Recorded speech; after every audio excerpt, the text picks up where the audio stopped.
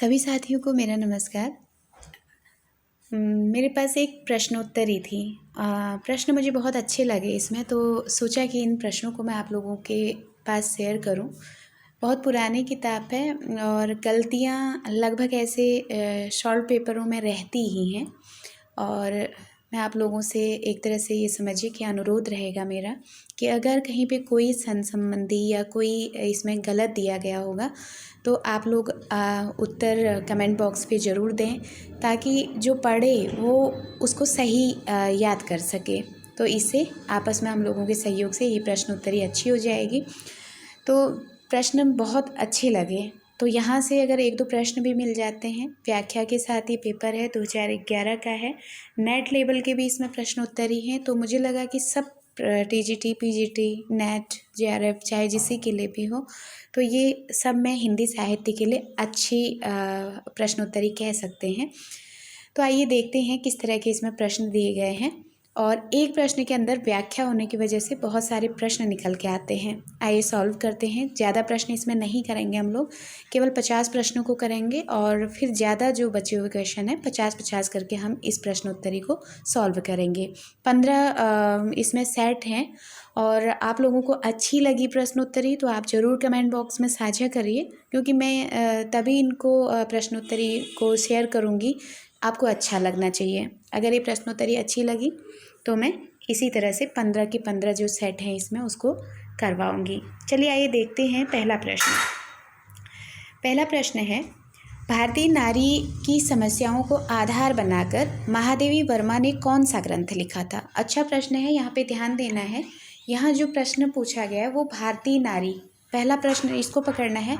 और जो नारी की समस्या रहती है, ठीक है, इस समस्या को आधार बनाकर महादेवी वर्मा ने कौन सा ग्रंथ लिखा है? तो महादेवी वर्मा का वह कौन सा ग्रंथ है जिसमें भारतीय नारी की समस्याओं को दिखाया गया है? तो ऑप्शन है पथ के साथी, श्रृंखला की कड़ियाँ, अतीत के चलचित्र, इनमें से कोई नहीं। तो यहाँ आंसर है श्रृंखला की कड़ियाँ। शायद ये इनका निबंध है महादेवी वर्मा का। तो श्रृंखला की कड़ियाँ जो इनका है ये भारतीय नारी की समस्याओं को आधार बनाकर लिखा गया है। व्याख्या देखिए क्या लिखती हैं। क्या इसकी व्याख्या हुई है कि श्रृंखला की कड़ियाँ 1942 ईस्वी ग्रंथ की रचना में महादेवी वर्मा ने नारी को केंद्र में रखकर लिखा है। अतीत के चलचित्र, अब यहाँ पे हम एक ऑप्शन के साथ साथ महादेवी वर्मा के अन्य 3 के बारे में भी पढ़ेंगे। एक चीज़ हमको पता चली कि इनकी जो श्रृंखला की कड़ियाँ हैं ये 1912 की है, और दूसरी बात ये जो श्रृंखला की कड़ियाँ हैं नारी को केंद्र में रखकर लिखा गया ग्रंथ है। दूसरी बात, अतीत के चलचित्र जो यहाँ 3rd नंबर का ऑप्शन है उसके लिए कहते हैं कि ये 1941 की रचना है, ठीक है। और ये क्या है? एक रेखा चित्र है। ये जिसमें अंडरलाइन कर रही हूँ बस इतना याद करिएगा, अतीत के चलचित्र 1941 रेखा चित्र है। इसमें कभी कभी पूछ लेते हैं कि वर्ण विषय उसका क्या है, तो ध्यान रखिएगा जिसमें उनकी स्मृति में उभरने वाली आकृतियां रेखांकित हुई हैं। तो प्रश्न बन सकता है कि महादेवी वर्मा की स्मृति में उभरने वाली आकृतियां किस रचना में रेखांकित की गई हैं? तो ये है अतीत के चलचित्र। अब है पथ के साथी, ये 56 की है। और ये होता नहीं है हमें पथ में साथी, जो पथ के साथी हैं 56 के बाद चाहिए, ऐसे ध्यान रखिए। वैसे तो हम अकेले भी काम कर लेते हैं, लेकिन जब 56 के हो जाएंगे ना तो हमको पथ के साथी भी चाहिए। तो मैं आपने अपने अंग्रेज मित्रों और सहयोगियों के संबंध में निर्लिप्त और असंग मित्रों और सहयोगियों मतलब असंग रहकर कुछ कहने का प्रयास किया है। तो यहाँ पे प्रश्न बनेगा कि महादेवी वर्मा की वह कौन सी रचना है जिसमें अपने अंग्रेज मित्र और सहयोगियों के संबंध में निर्लिप्त और असंग रहकर कुछ कहने का प्रयास किया है इन्होंने, वो कौन सी रचना है? तो रचना हो जाएगी पथ के साथी।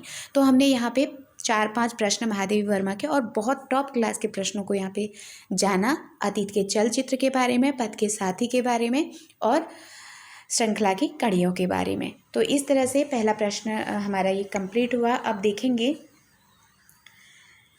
स्त्री विमर्श का उद्देश्य क्या है, ठीक है। तो दूसरा प्रश्न है, पहला ये हो गया। और इसमें देखिएगा स्त्री विमर्श का उद्देश्य, ठीक है।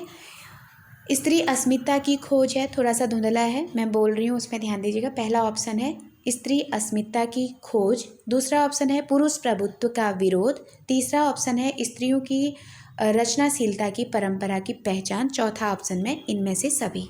अब इसकी व्याख्या देखते हैं और इसमें ऑप्शन जो सही होगा वो होगा इनमें से सभी।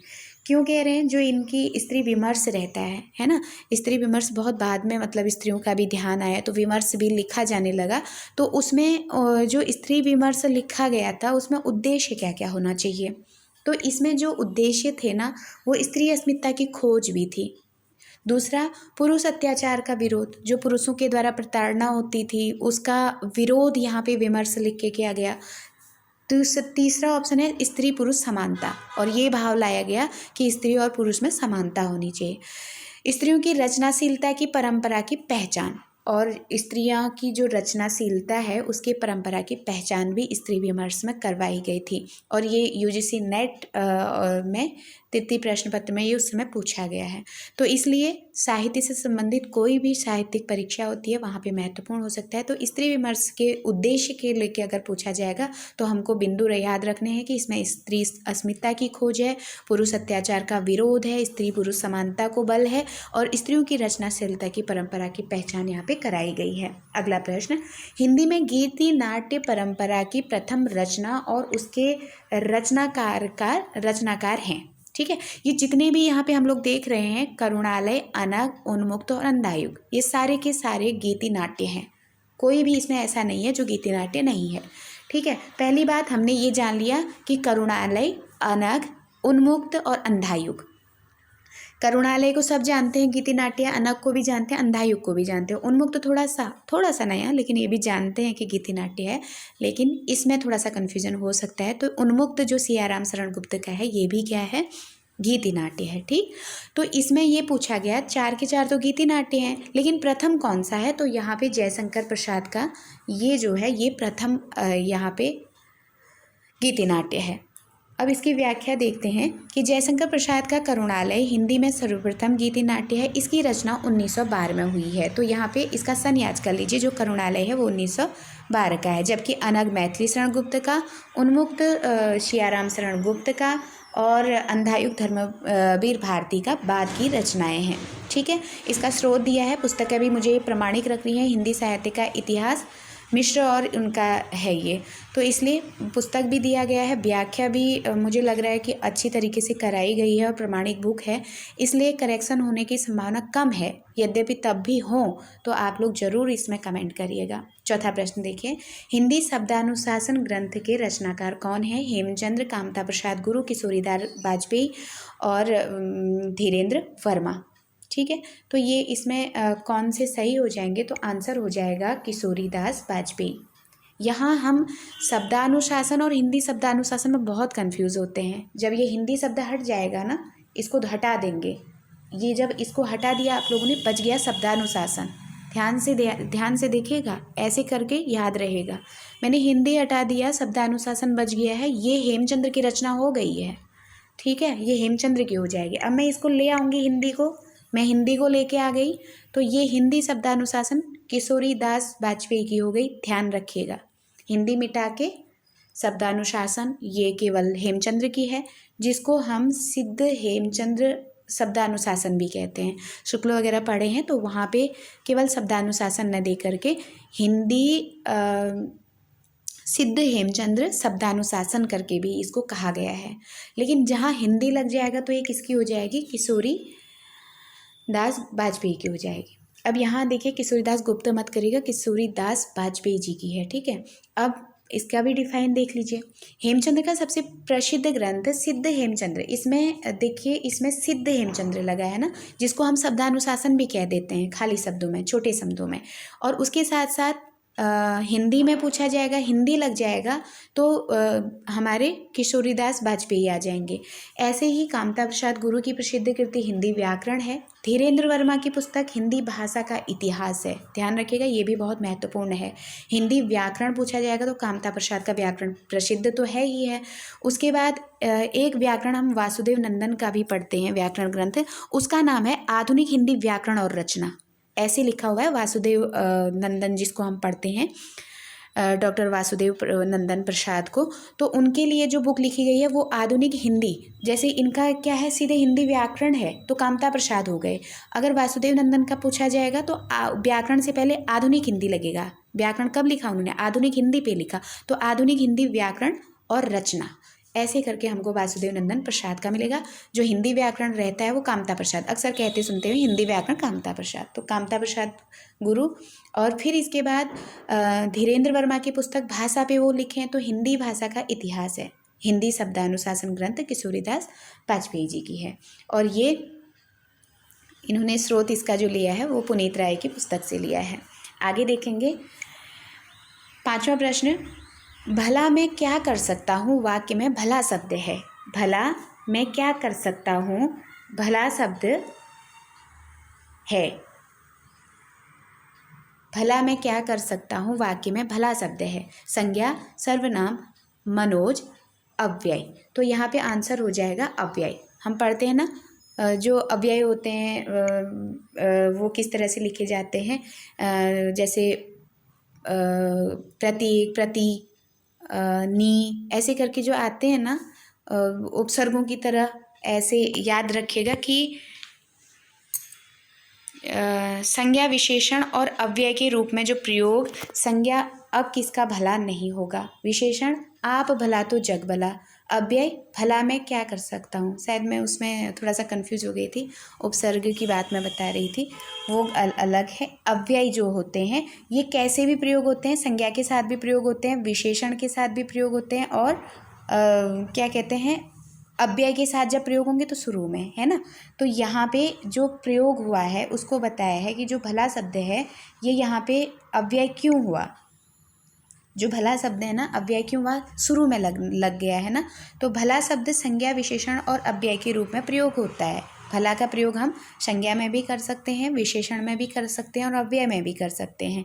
लेकिन संज्ञा में कैसे हुआ है, देखिए बीच में आया है ना संज्ञा, अब किसका भला नहीं होगा, अब किसका भला नहीं होगा, तो यहाँ पे संज्ञा हो गया। और विशेषण में आप भला तो जग भला, जब अपना भला होगा तो तब जग भला होगा, तो ये विशेषण के संदर्भ में हो गया। अव्यय के रूप में भला, भला के बाद कॉमा आ गया तो मैं क्या कर सकता हूँ, तो यहाँ भला किस में हो गया, अव्यय के रूप में हो गया। तो इस तरह से ये 5वां क्वेश्चन था। फिर इसके बाद 6ठा क्वेश्चन है, कामदेव का पर्यायवाची शब्द कौन सा है, सरोज, उरोज, मनोज, पाथोज। तो ये सबको पता होगा मनोज, है ना। तो कामदेव के प्रमुख पर्यायवाची शब्द में, अब यहाँ साथ ही साथ इनको भी याद कर लीजिए, आवंग, आवंग शब्द थोड़ा नया लग रहा है। कंदर्प तो जानते ही हैं, मदन भी जाना जाता है, मनमथ भी जाना जाता है और मनोज भी जाना जाता है। तो ये कामदेव के पता है, लेकिन जो आवंग शब्द है थोड़ा सा ये कंफ्यूज करा रहा है कि ये कामदेव का होगा। तो आवंग आप यहाँ पे याद करिएगा, ये कामदेव का पर्यायवाची है। 7वां प्रश्न देखिए, निम्नलिखित में यौगिक शब्द छांटिए। यौगिक क्या होते हैं, जो ऐसे शब्द जो दो शब्दों के मेल से बनते हैं ना उनको यौगिक कहते हैं। रूढ़ कौन होते हैं, जो तोड़ा नहीं जाता है ना, जो मूल शब्द होता है वही रूढ़ शब्द कहा जाता है, और उसको तोड़ा नहीं जाता, उसमें 2 शब्द नहीं आते हैं, ठीक है। और एक फिर योग रूढ़ होता है ना, जिसमें यौगिक भी और रूढ़ भी, 2 मतलब शब्द जुड़ेगा भी और एक तीसरा अर्थ आएगा एकदम बहुब्रीहि समास की तरह, तो वो योग रूढ़ हो जाएंगे। तो यहाँ पे पूछा गया है कि निम्नलिखित में यौगिक शब्द छांटिए। देखिए दशानन तो नहीं हो सकता, क्योंकि ये तो इसमें क्या होगा, 10 है, आनंद जिसके जैसे बहुब्रीहि की तरह चलता है, एक अलग अर्थ आएगा, तो ये तो उसमें चला जाएगा योग रूढ़ में। अब इसके बाद परोपकार, परोपकार शब्द 2 शब्दों से बन रहा है, पर धन उपकार, लेकिन तीसरा अर्थ नहीं आ रहा है, तो ये यौगिक हो गया।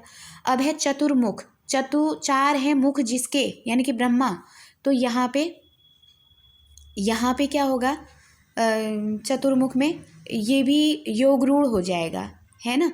और चौथा जो है गोपाल, यानी कि गौ को पालने वाला, तो ये क्या हो जाएगा, जो मतलब गाय को पालता है, जो गाय को पालने वाला, किसी के संदर्भ में कह लीजिए, जो गौशाला में गाय बती है उसको पालने वाला उनको कहिए, या गौ को चराने वाला, या गोपाल कृष्ण के संदर्भ में लीजिए। लेकिन इसका क्या हो रहा है, तीसरा अर्थ आ रहा है। एक शब्द हमको मिला है परोपकार, जिसका क्या हो रहा है, तीसरा अर्थ नहीं आ रहा है, तो ये हमारा यौगिक शब्द करके निकल के आएगा। इसकी डेफिनेशन पढ़ते हैं।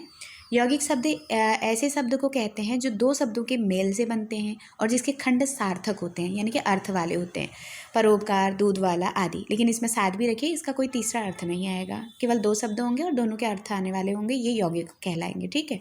और लेकिन योगरूढ़ जो होगा उसमें एक तीसरा अर्थ निकल के आएगा, जो मैं ऊपर डिफाइन करी थी। अब देखिए 8वां प्रश्न, देवनागरी लिपि का सर्वप्रथम प्रयोग किस राज्य में हुआ? बहुत महत्वपूर्ण प्रश्न है कि देवनागरी लिपि का प्रयोग सबसे पहले कहाँ हुआ है। बहुत ये ब्राह्मी से निकली मानी जाती है ना, तो ब्राह्मी आपने पढ़ा होगा, नागर करके ब्राह्मण करके आते हैं, वो गुजरात में हुए थे, तो उन्हीं से देवनागरी लिपि निकली है ऐसा माना जाता है। तो यहाँ पे कोई किसी का नाम तो दिया नहीं है कि किसके नाम से निकला है, कैसे निकला है, ये तो नहीं दिया गया। सिर्फ स्थान पूछा है कि देवनागरी लिपि का सर्वप्रथम प्रयोग किस राज्य में हुआ था। महाराष्ट्र, उत्तर प्रदेश, राजस्थान, गुजरात, तो ये गुजरात में हुआ था।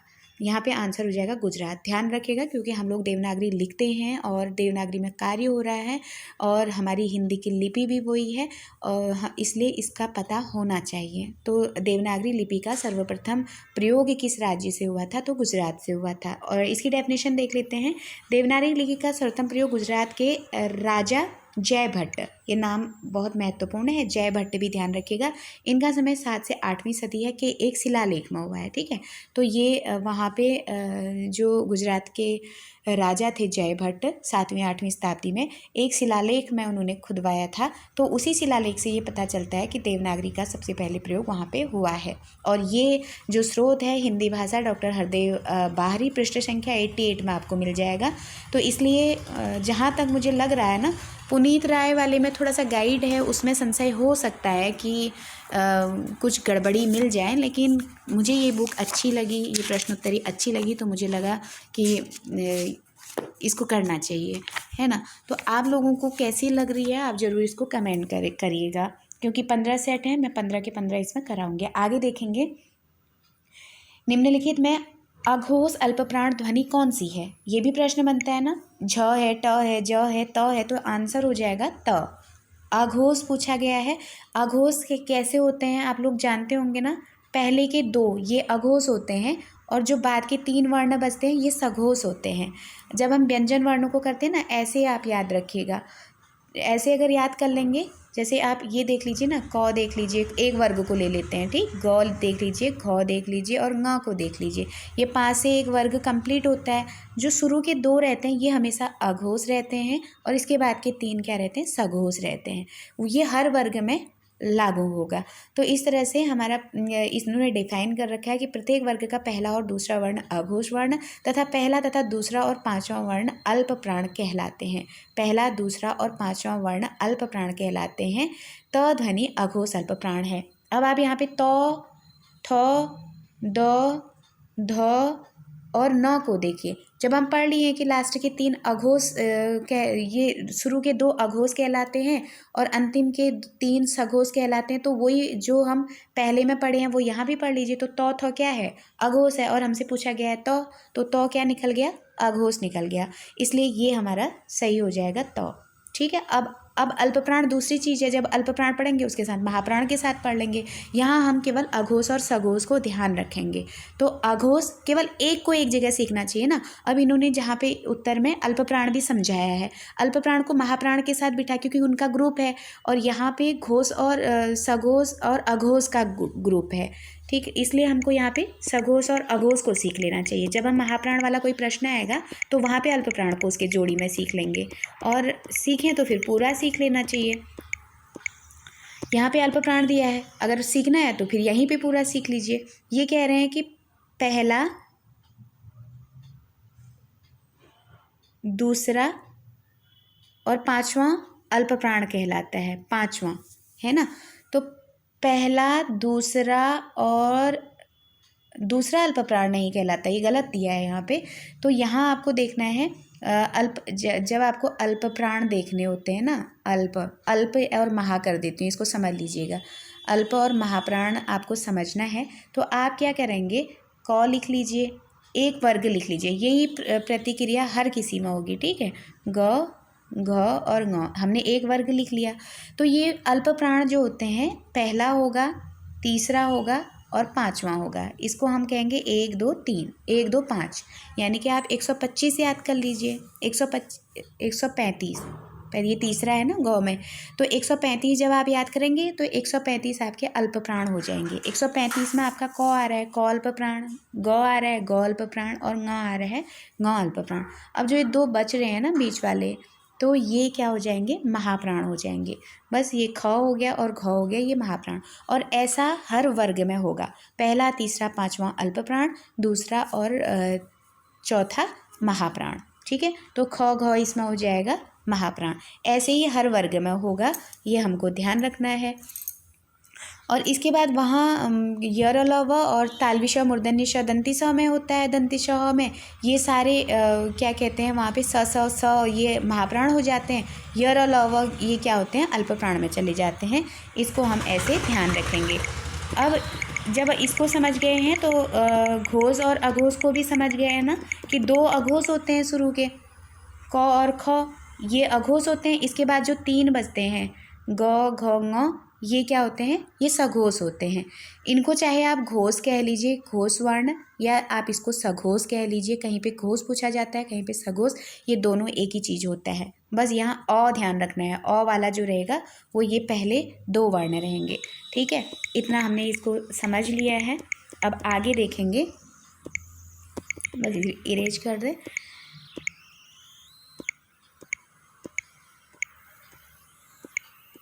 इसके बाद देखिए, इसके बाद है नौवां प्रश्न हो गया। 10वां प्रश्न देखेंगे, ये है 10वां प्रश्न। दृग उर्जत टूटत कुटुम, जुरत चतुरचित प्रीति, परत गांठ दुर्जन हिये, दई नई यह रीति। इस दोहे में कौन सा अलंकार है? विषम, असंगति, व्यतिरेक और निर्दर्शना, है ना। तो कौन सा अलंकार इसमें होगा? इसमें होगा असंगति अलंकार। ठीक है, कौन सा अलंकार होगा इसमें? असंगति अलंकार होगा। असंगति क्यों होगा? देखो, आंखें उलझ रही हैं और टूट कौन रहा है? परिवार को नहीं टूटना चाहिए था ना, असंगति है, कुछ नहीं मिल रहा है, कि आंखें उलझ रही हैं, नायक नायिका की आंखें मिल रही हैं और टूट कौन रहा है? कुटुंब टूट रहा है। जुरत चतुरचित प्रेम, परति गांठी दुर्जन हिये, मन में उनके नायक नायिका के जुरत चतुरचित प्रेम, उनके चित्त में, हृदय में प्रेम हो रहा है, लेकिन गांठ किसके हृदय में पड़ रही है? दुर्जन लोगों के हृदय में गांठ पड़ रही है। दई नहीं है रीत। तो दोनों तरह से असंगति है। नायक नायिका प्रेम कर रहे हैं, परिवार टूट रहे हैं, ये दोनों असंगति को दिखा दिया। जुरत चतुरचित प्रेम नायक नायिका के हृदय में पनप रहा है, लेकिन गांठ दुर्जनों के हृदय में पड़ रही है। तो इसलिए यहाँ पे क्या है? असंगति है। और इसको अगर किताबी उसमें बोलें तो ये क्या है कि जहाँ कारण कहीं हो और उसका कार्य कहीं और पड़ता है, तो वहाँ पे असंगति अलंकार होता है। हरदेव बहारी का दिया गया है, प्रमाणिक पुस्तक है, 138 पृष्ठ में ये दिया गया है। ठीक है, तो ध्यान रखिएगा। ये कारण नायक नायिका के आँखों का हो रहा है और मतलब उनका कार्य नायक नायिका के रूप में हो रहा है आँखों से, और उसका कारण कहीं और हो रहा है ना, कारण कहीं होना और उसका प्रभाव कहीं और पड़ना, यही क्या है? असंगति है। इसके बाद अगला प्रश्न है, उपेंद्रनाथ अश्क रचित जौंक किस प्रकार की कहानी है? बहुत कन्फ्यूजन वाला क्वेश्चन है। कहीं पे इसको सामाजिक बोला जाता है, कहीं पे इसको राजनीतिक बोला जाता है, और ज़्यादातर जो टिक जाता है वो सामाजिक पर ही यहाँ पे जाता है, सामाजिक के रूप में। तो आप लोग इसको देखेंगे। यहाँ पे हमको स्रोत दिया है हिंदी द्वितीय प्रश्न पत्र प्रतियोगिता साहित्य सीरीज से, ये दिया गया है कि उसमें इसको दिया गया है 263 पेज में, प्रतियोगिता साहित्य सीरीज से ये उत्तर मिला है। ठीक है, तो अब यहाँ पे उपेंद्रनाथ अश्क का जो जौंक है इनकी एकांकी, पहले तो जौंक किसकी एकांकी है ये ध्यान में रखना है, ये अश्क की है। और कैसे याद रखेंगे? जौंक एक तरह से कीड़ा होता है ना, वो जो खून चूस लेता है, तो वो अगर कहीं पे काटेगा तो अश्क ही तो आएंगे ना, तो इसलिए ध्यान रखिएगा जौंक है। और वो क्या है? जौंक, एक जौंक लग गई तो एक से एकांकी हो गया, एक जौंक लग गई है ना, तो अश्क आ गए। एक जौंक लगी तो अश्क आ गए। एक जौंक, एक से एकांकी, जौंक क्या है? एकांकी है, और किसकी है? अश्क की है। तो ऐसे ध्यान रखेंगे, एक तरह से कीड़ा जैसा ही होता है जौंक। तो उसी को लेकर के ये कैसी है, तो सामाजिक व्यंग्य है। इसको हमको देख लेना है कि उपेंद्रनाथ अस्क ने जौक एकांकी में मध्यम वर्गीय समाज के ऐसे निर्लज्ज लोगों को अपनी विषय वस्तु बनाया है जो जौक की तरह दूसरों का खून चूसते हैं। तो जौक एक ऐसा कीड़ा होता है ना, छोटा सा होता है, लेकिन जब वो आदमी के पैर में लग जाए, उनके मुंह में ऐसा होता है जैसे हम लोग कहीं पे दर्द होता है तो सुन्न कराने का इंजेक्शन लगा लेते हैं ना, कि हमारा वो पार्ट सुन्न पड़ जाता है, हमें पता नहीं लगता है कि डॉक्टर उसको चीर रहा है, फाड़ रहा है या क्या कर रहा है। वैसे ये जौक जहाँ पे लग जाती है, पतला सा छोटा सा कीड़ा रहता है, वो जब लगती है ना तो उस समय वो बहुत छोटा होता है, लेकिन जब वो लग जाती है तो उसके मुंह में एक ऐसे एसिड जैसी रहती है, वो उस एरिया को सुन्न कर देती है और फिर हमारे शरीर को काटते काटते खून पी लेती है। और आदमी को तब पता चलता है जब वो इतना ज़्यादा खून पी करके मोटा मच्छर की तरह एकदम मोटे भर जाती है, इतनी बड़ी हो जाती है तो खुद ही गिर जाती है। तो इस तरह से जौक एकांकी भी है। अब यहाँ से आप समझ जाओगे ना कि जैसे जौक क्या करती है, सारा खून पी लेती है और फिर उसके बाद अपना वो हो जाता है, खून चूसते रहती है। उसी तरह से इसमें भी मध्यम समाज जो है, वहाँ जो निर्लज्ज लोग हैं वो क्या करते हैं, अपने उस जौक की तरह दूसरे का खून चूसते हुए, ये चीज़ इन्होंने इस एकांकी में दर्शाई है, कहते हैं। आगे क्या कहते हैं, अगला प्रश्न इनका 12वां है। छायावाद की पहली रचना मानी जाती है पल्लव, लहर, कामायनी और झरना। ये क्या कहते हैं, इसमें ऑप्शन हो जाएगा झरना। ये मानी जाती है, सार्वमान्य रूप में झरना ही है, लेकिन शुक्ल जी की आप पुस्तक पढ़ेंगे ना, उसमें झरना नहीं दिया है। वो कहते हैं कि झरना जो शुरू में इनकी आई थी 18 वाली, तो जो 18 वाली इनकी झरना रहती है उसमें छायावाद के कोई तत्व हैं ही नहीं, कहते हैं शुक्ल जी। शुक्ल जी कहते हैं जो झरना इनकी बाद में आई थी, जो 28 में शायद आई थी, 28 की 27 ऐसे, जो इनकी दोबारा जो झरना का प्रकाशन हुआ है शायद 27 है। उससे पहले 26 में पंत जी का पल्लव है, तो इसीलिए वो बोलते हैं कि झरना से पहले पल्लव आ गया था और उस पल्लव में छायावाद के गुण मिलते हैं। यानी कि शुक्ल जी के अनुसार पूछा जाए तो वो पल्लव को मानते हैं पहली रचना, जबकि झरना जो दूसरा इनका आया था, कहते हैं 27 या 28 में, उसी में छायावाद के असली तत्व मिलते हैं, कहते हैं। तो ये चीज़ शुक्ल जी के अनुसार है। अगर ऐसे प्रश्न बन गया ना कि शुक्ल जी ने प्रथम किसको माना है, तो वहाँ पे अगर हमें ये ध्यान रहा कि झरना को माना है, तो हम लोगों का ये प्रश्न गलत हो जाएगा। ये सर्वमान्य है झरना, लेकिन शुक्ल जी की कोडिंग आएगी तो हम लोग पल्लव को मानेंगे, ठीक। तो यहाँ पे ध्यान देना है कि जयशंकर प्रसाद छायावाद के पहले कवि हैं। 1918 में प्रकाशित झरना छायावाद की पहली रचना मानी जाती है। और ये किस में माना गया है, तो हिंदी साहित्य संवेदना का विकास रामस्वरूप चतुर्वेदी जी में दिया है, और वैसे भी मिलता है, ठीक, सर्वमान्य भी है। अब यहाँ प्रयोगशाला भी बोला जाता है ना झरना को, ये भी ध्यान रखना है, ठीक। अब 13वां प्रश्न देखिए। शायद मैं 50 प्रश्नों का टारगेट कर रही थी, मैं 20 ही करा पाऊँगी। 20-20 करके देखते हैं, कोई दिक्कत नहीं है। तो अब देखिए 13वां प्रश्न देखिए। निम्नांकित वाक्यों में क्रिया विशेषण युक्त वाक्य कौन से हैं? मैं कल नहीं जाऊँगा। अब यहाँ ध्यान देना है, केवल क्रिया, ऐसा वाक्य ढूंढना है जिसमें क्रिया और विशेषण आया हुआ है, क्रिया विशेषण संबंधी, ठीक। तो मैं कल नहीं जाऊँगा, यह फूल सुंदर है, लड़का रोते रोते घर पहुंचा, आज शाम को मत आना। तो ये तीसरा ऑप्शन जो रोते रोते आया है ना, यही क्रिया विशेषण है। विशेषण कहीं पर भी आपको ऐसे लगेंगे ना कि धीरे धीरे आ गया, या क्या कहते हैं, ठीक ठीक, जैसे दो शब्द एक साथ आएंगे तो एक यहाँ पे, एक रोते रोते घर पहुंचा, रोने की क्रिया हो रही है, और एक रोता, उसको विशेषण दिखा रहा है, इसलिए क्रिया विशेषण हो जाएगा थर्ड। तो इसमें क्या कह रहे हैं कि जिस शब्द में क्रिया विशेषण या दूसरे क्रिया विशेषण की विशेषता प्रकट हो उसे क्रिया विशेषण कहते हैं। जैसे राम धीरे धीरे टहलता है, वासुदेव नंदन में ये लिया गया है। अभी तक कोई भी विदाउट प्रमाणिक बुक के नहीं है, सारे क्वेश्चन अच्छी तरह से प्रमाणिक बुक से हैं। अब आगे देखिए 14वां प्रश्न देखिएगा। वियोगी हरि का वास्तविक नाम क्या है? ये भी पूछा जाता है, बहुत इम्पोर्टेंट प्रश्न है कि वियोगी हरि का वास्तविक नाम क्या है। तो हरिहर प्रसाद, हरिहर प्रसाद, हरि प्रसाद, राम प्रसाद, इनमें से कोई नहीं। कितना मतलब ये कंफ्यूज कराने वाले आंसर हैं। तो यहाँ पे हरि प्रसाद है, ठीक। एक हरि के बाद हर को काट दीजिए, केवल हरि प्रसाद। अब कैसे इसको याद करेंगे ना, वियोगी हरि का पूछा जाएगा, यहाँ पे केवल इस हरि को लीजिएगा और दिमाग में बिठा लीजिएगा कि नाम में जो वियोगी हरि के हरि आया है, उनको हमको प्रसाद खिलाना है, ठीक।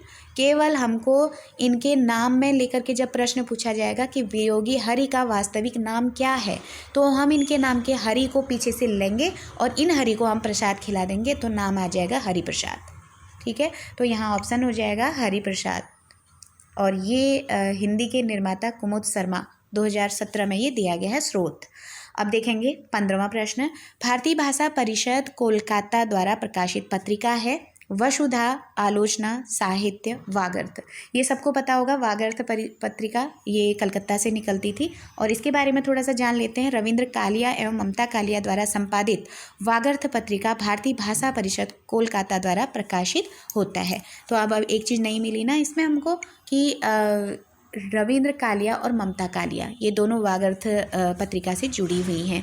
ठीक, रविंद्र कालिया और ममता कालिया। बहुत महत्वपूर्ण प्रश्न है। वागर्थ पत्रिका के बारे में हम जानते थे कि ये कोलकाता से निकलती थी। और ये भी जान लीजिए कि ये इसका संपादित कार्य किसने किसने किया है, तो रविंद्र कालिया और ममता कालिया ने भी किया है। शोध पूछा जाएगा तो इसमें वागर्थ पत्रिका ही है। आगे देखिएगा 15 प्रश्न। अब देखते हैं 16वां प्रश्न। रामविलास शर्मा की आत्मकथा अपनी धरती अपने लोग कितने खंडों में विभक्त है। पहला प्रश्न तो यही पूछा जाता है कि अपनी धरती अपनी लोग की विधा क्या है, ऐसे पूछा जाएगा। अपनी धरती अपने लोग की विधा क्या है, तो आपको ध्यान रखना है ये आत्मकथा है, पहला प्रश्न। दूसरा, अपनी धरती अपने लोग आत्मकथा किसकी है, उत्तर हो जाएगा रामविलास शर्मा की है। कितने भागों में है, उत्तर हो जाएगा 3 भागों में। बहुत अच्छा प्रश्न है ना। अपनी धरती अपने लोग, इसकी विधा क्या है, आत्मकथा है। अपनी धरती अपने लोग आत्मकथा किसकी है, रामविलास शर्मा की है। कितने भागों में है, 3 भागों में। आइए देखते हैं व्याख्या।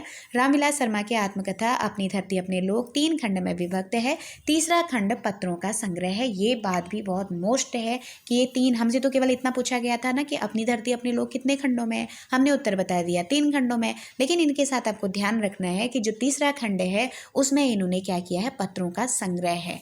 बहुत महत्वपूर्ण है, ये भी पूछा जा सकता है। अपनी धरती अपने लोग में जो आत्मकथा रामविलास शर्मा की है उसमें किस खंड में पत्रों का संग्रह किया गया है, तो तीसरे खंड में पत्रों का संग्रह है।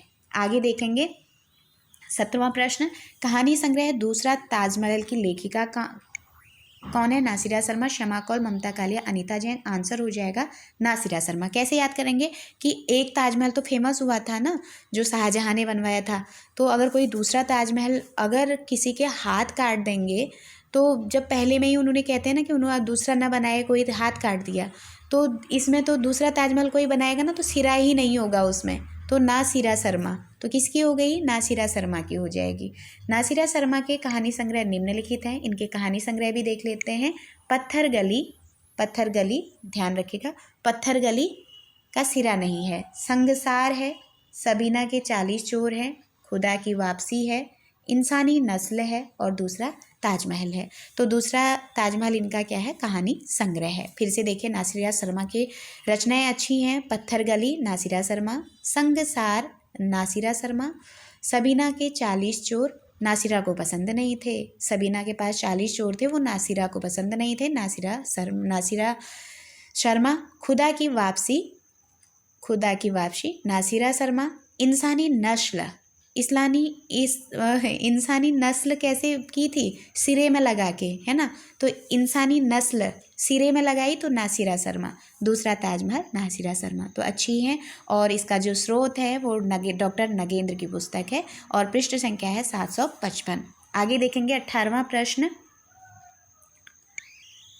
किस विद्वान ने देवनागरी लिपि के स्थान पर रोमन लिपि स्वीकार का सुझाव दिया था। बहुत है ना, अंग्रेजी वाला कौन कहेगा, अपनी देवनागरी में हिंदी अच्छी लगेगी ना। तो बोलते हैं कि कौन से ऐसे हमारे विद्वान हुए थे जिन्होंने ये सुझाव दिया कि देवनागरी लिपि में जो गिनतियाँ लिखी जाती हैं वो रोमन लिपि में स्वीकार करें। तो सुनीति कुमार थे, महात्मा गांधी थे, काका कालेलकर, विनोबा भावे। तो ये सुनीति कुमार चटर्जी का काम है। किसका काम है, सुनीति कुमार चटर्जी का। देखिए क्या कहते हैं इनके लिए। डॉक्टर सुनीति कुमार चटर्जी ने देवनागरी लिपि के स्थान पर रोमन लिपि स्वीकार करने का सुझाव दिया और कलकत्ता विश्वविद्यालय से इंडो रोमन अल्फाबेट नामक पुस्तक भी प्रकाशित करवाई। अगर ये रोमन में लिखेंगे तो ध्यान रखिएगा, जो ये रचना अगर पूछ लेना इंडो रोमन अल्फाबेट नामक पुस्तक किसकी है, तो ध्यान रखिएगा यहाँ भी रोमन वर्ड आ रहा है और आप इस रोमन से याद कर लेंगे कि रोमन लाने का प्रयोग देवनागरी में किसने कहा था, सुनीति कुमार चटर्जी ने कहा था। तो ये पुस्तक भी सुनीति कुमार चटर्जी की है, इंडो रोमन अल्फाबेट।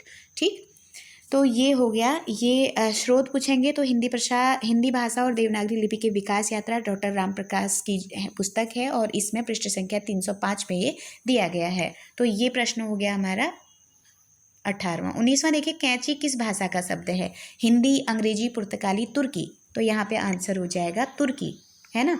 तो कैंची क्या है? तुर्की शब्द है। आइए देखते हैं, हरदेव बहारी में पृष्ठ संख्या 134 में आप देख सकते हैं कैंची को तुर्की भाषा का बताया गया है। ठीक। 20वां प्रश्न है, यदि ए आई ओ औ के बाद कोई भिन्न स्वर आता है तो इसके स्थान पर क्रमशः आई, आई, औ, आव हो जाता है। यह संधि कौन सी होती है? आप लोग समझ गए होंगे। दीर्घ गुण, वृद्धि, अयादि। आपको एक बात बताएं, ये कह रहे हैं कि ए के बाद ऐ आए, इसको बोलते हैं ना ऐ। ए के बाद ऐ आए,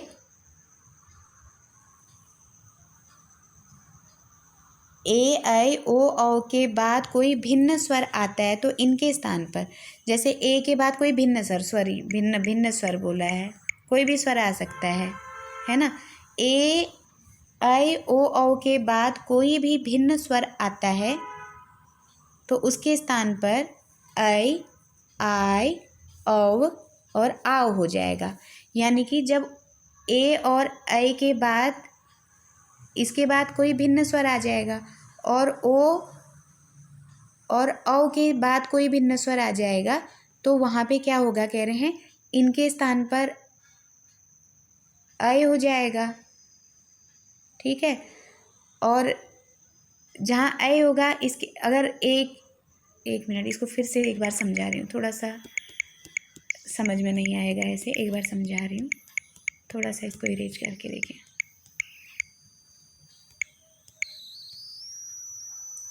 जैसे ए के बाद क्या कह रहे हैं, ए के बाद कोई भिन्न स्वर आएगा, कोई भी भिन्न स्वर आ सकता है, यहाँ पे क्या हो जाएगा, वो ऐ में कन्वर्ट हो जाएगा। ठीक है। और अगर ऐ के बाद कोई भिन्न स्वर आ गया तो वो आई में कन्वर्ट हो जाएगा। और अगर ओ के बाद कोई भिन्न स्वर आएगा तो वो औ में कन्वर्ट हो जाएगा। और अगर औ के बाद कोई भिन्न स्वर आ गया तो ये आव में कन्वर्ट हो जाएगा। तो यही चीज़ वो कह रहे हैं कि इस तरह से होगा। तो ये कौन सा होगा? दीर्घ गुण वृद्धि अयादि। तो कौन सी संधि इसमें होगी? इसमें होगी अयादि संधि। ठीक है। कौन सी संधि हो जाएगी? ऑप्शन हो जाएगा ऑप्शन नंबर 4 अयादि संधि। ए आई ओ औ के बाद कोई भिन्न स्वर आएगा और उनका स्थान ऐ, आई, औ, आव जब ले लेगा तो वहाँ पे हमारी अयादि संधि हो जाएगी। और ये भी वासुदेव नंदन की पुस्तक है। एक प्रश्न और करेंगे, सूची मिलान करनी है। लेखक कालिदास, ऋतु संहार, भवभूति, दशकुमार चरित, दंडी नैषधि चरित, और इसके बाद है बाणभट्ट उत्तर रामचरितमानस, श्रीहर्ष कादम्बरी। देखिए एक एक के साथ मिला लेते हैं, खुद ही हम समझ जाएंगे कि ऑप्शन कौन सही होगा। ठीक है। कालिदास की ऋतु संहार है, ऋतु संहार कालिदास लिखे हैं। भवभूति ने उत्तर रामचरितमानस लिखा है, जो यहाँ मैच होगी। ये उत्तर चरितम, ये भवभूति की हो गई। अब इसके बाद दंडी है, दंडी ने क्या लिखा है? दंडी की भी ऊपर दी गई है। दंडी की रचना देखिए, दंडी की, एक मिनट, दंडी की, हाँ यहीं दे रखा है। दंडी का दशकुमार चरित हो गया, है ना। और भवभूति हमने ऊपर देख लीजिए, भवभूति की वहाँ उत्तर रामचरितमानस, यहीं पे लिख दूँ तो उत्तर क्या दिया है? उत्तर रामचरित। ठीक है, उत्तर रामचरित ये भवभूति की हो गई। अब ये जो कादम्बरी दिया है ना, यहाँ पे एक ऑप्शन एक्स्ट्रा दिया है, तो ये ऑप्शन दिया है क्या? कादम्बरी, ये बाणभट्ट की है ना। हाँ यहाँ पे दिया है बाणभट्ट। ठीक है, ये बाणभट्ट की है। श्रीहर्ष की नैषध चरित इधर दिया है, थोड़ा सा आपको देखने में दिक्कत हो रही है, आप लोग इसको अच्छे से देख लीजिएगा। और ये नैषध चरित जो है ये हर्ष की है, तो इसलिए हमारे ऑप्शन अब यहाँ देख लीजिए। कालिदास ऐसे ही पढ़ लेते हैं ताकि आपका वहाँ सही हो जाएगा। कालिदास ऋतु संहार है इनका, भवभूति उत्तर रामचरित है, दंडी का दशकुमार चरित है। 3 यहाँ पे हो गए। अब यहाँ देखिए 2 यहाँ बच रहे हैं। ठीक, बाणभट्ट की कादम्बरी बाणभट्ट की हो गई, श्रीहर्ष की नैषध चरित हो गया। तो इस तरह से हमारा ये ऑप्शन जो है वो कौन सा सही हो जाएगा? ऑप्शन नंबर 1 सही हो जाएगा यहाँ पे। ठीक, कालिदास द्वारा ऋतु संहार, कुमार संभव मालविकाग्निमित्र, विक्रमो उर्वशी, मेघदूत, रघुवंशम, अभिज्ञान शाकुंतलम है। भवभूति ने 3 नाटक लिखा है, मालती माधव, महावीर चरित, उत्तर रामचरित। और 10 कुमार चरित दंडी की रचना है। बाणभट्ट ने कादम्बरी लिखा है, जबकि हर्ष ने नैषधि चरित लिखा है। और ये कपिल देव द्विवेदी हैं, उनकी पुस्तक में ये दिया गया है। वो हम ध्यान रखेंगे, संस्कृत साहित्य का समीक्षात्मक इतिहास कपिल देव मुनि का है, उसमें इसको दिया गया है। तो आज हमने 21 प्रश्न देखे हैं। कल हम कंटिन्यू 22 प्रश्न से देखेंगे। बहुत ज़्यादा इसमें प्रश्न हैं। आप लोगों को प्रश्नोत्तरी कैसी लग रही है आप ज़रूर बताएं, और इसी तरह मैं इनको बनाती रहूँगी, क्योंकि प्रश्न बहुत अच्छे लग रहे हैं मुझे। आप लोग कमेंट करेंगे तो मैं इस सीरीज़ को पूरा चलाऊँगी। तो बहुत बहुत धन्यवाद आप लोगों का।